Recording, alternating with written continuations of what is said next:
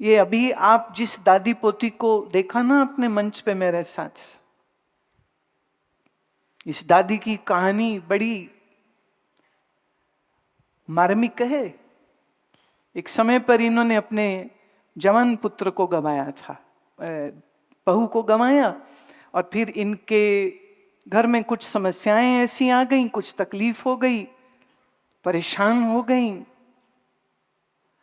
और इन्होंने अपनी पोती को अपनी बेटी बना करके पाला। और मैं इतनी खुश और इतनी हैरान दोनों एक साथ हुई कि पोती ने शुरू किया था सीखना मार्शल आर्ट। और मैं चूंकि बार बार कहती रहती हूँ ना, हर स्त्री देवी है, हर स्त्री दुर्गा है, हर स्त्री शक्ति है, तो कहती फिर एक दिन मेरे मन में आया अब तो शक्ति रूप बनना है। तो पोती के साथ साथ दादी ने भी अपना नाम दे दिया इसी स्पोर्ट के लिए। और 60 साल की उम्र में इंटरनेशनल कंपटीशन में गोल्ड जीत के आती हैं, दादी भी और पोती भी एक ही मंच से। तो वो इतने आनंद से, इतने गर्व से, इतनी खुशी से वो मुझको बता रही थी, कहती ये तो आपका आशीर्वाद है, नहीं तो 60 साल की उम्र में तो हाय हाय हाय गोड्डे नहीं चल दे हैं, बीपी बढ़ गया है ना, ये हो गया वो हो गया। और यहाँ 60 साल में वो कंपटीशन जीत रही है, इंटरनेशनल कंपटीशन जीत रही है। तो जीने का तो मजा यही होना चाहिए ना।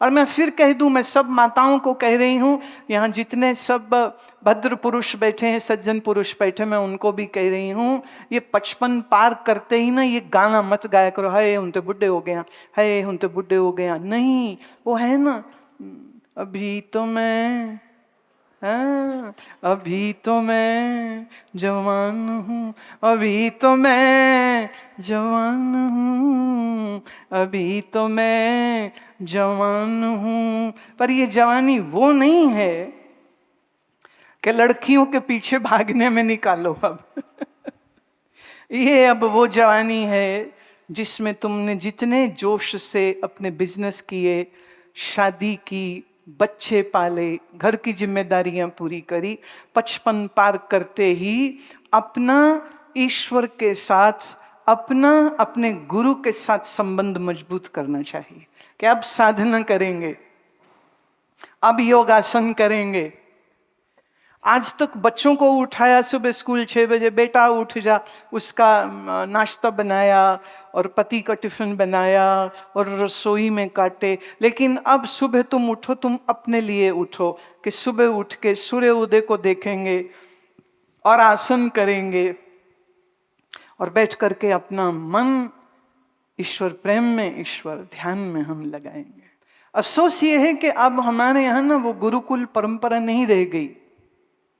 मैं बार बार वो सब लोग जो स्कूल चलाते हैं उनको निवेदन करती रहती हूँ कि तुम्हारे स्कूल में, तुम्हारे स्कूल के बच्चों को तुम प्राणायाम सिखाओ, गायत्री मंत्र करना सिखाओ, उनको जो मॉरल एथिक्स आने चाहिए ये उन बच्चों को सिखाओ, उनको हमारे भारत के महापुरुषों के जीवन के बारे में बताओ, उनको रानी लक्ष्मीबाई, अब एक नाम मैं दूसरा बोलने वाली हूँ जिसका तुम्हें बिल्कुल पता नहीं होगा, रानी दुर्गावती मध्य प्रदेश में, इस वीरांगना ने जो अद्भुत जीवन जिया है, उस वीरांगना के जीवन के बारे में बताओ।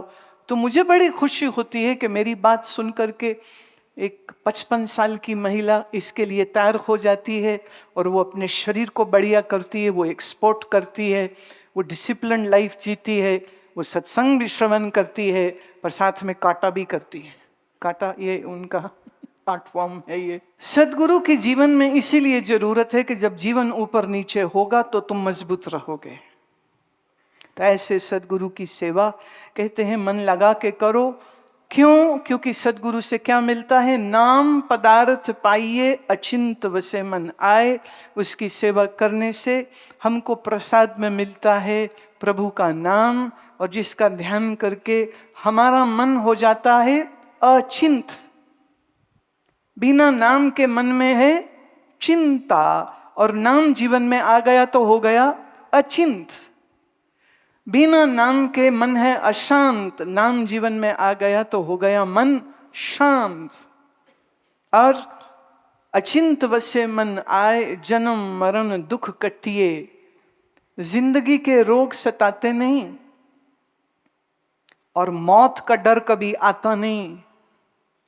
हम में ममता जाए, अहंकार भी दूर होता है और संसार की ममता भी छूट जाती है। उत्तम पदवी पाइए, सच्चे रहे समाये, और तुम श्रेष्ठ आध्यात्मिक पदवी को, आत्मबोध को प्राप्त होते हो और आपके मन में उस सत्य की अनुभूति आती है।